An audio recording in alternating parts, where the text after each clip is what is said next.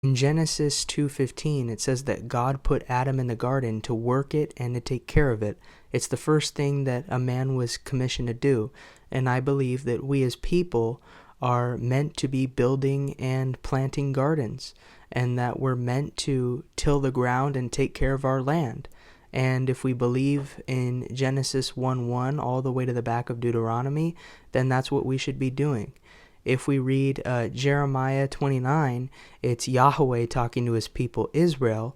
Now, if you believe that we're grafted into the vine, who is Yeshua, that's Mashiach Nagid, Yeshua, Messiah the Prince, then we are Israel. And Yahweh is talking to us when he says that in the dispersion, one of the things we should be doing is planting gardens. In Ecclesiastes 5:18 through 20, we're told to enjoy the fruit of our labor, and that Yahweh would keep us preoccupied with our leisure activities that are part of that reward, so that we're not thinking about the days of our life and how that will come to an end and all these other things, so that we're not anxious about those things. We'll be preoccupied with the good and the happy in our lives, even though we're working, as it says in Genesis, by the sweat of our brow to maintain those things. And that's how we're happy. In the scripture, it says, happy is he who keeps the law of his God. And that goes all the way back to Genesis 1:1. So if we're cultivating, if we're planting gardens, if we're telling people the good news, if we're keeping the words that Yeshua told us to keep, we will be happy people.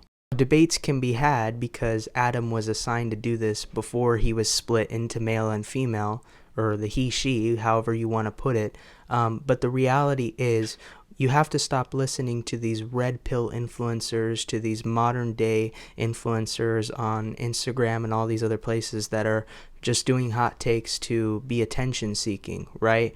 And really, it's not about how much you go to the gym or how much you work out. Those things are good, but being in connection and fellowship with Yahweh is about hearing and obeying his voice, as it tells us to do multiple times in scripture, but also doing the things that he had built us to do. So in the world, your masculinity is contingent upon how many degenerate things you can do in this world, whereas in scripture, it's contingent upon how well do you listen to the words of Yahweh, how well do you provide for your family, how well do you minister to your family, and, how well do you love your neighbor. The whole duty of mankind is to fear Elohim and keep his commandments, and that includes the thing that he told us to do, to build gardens, to plant things.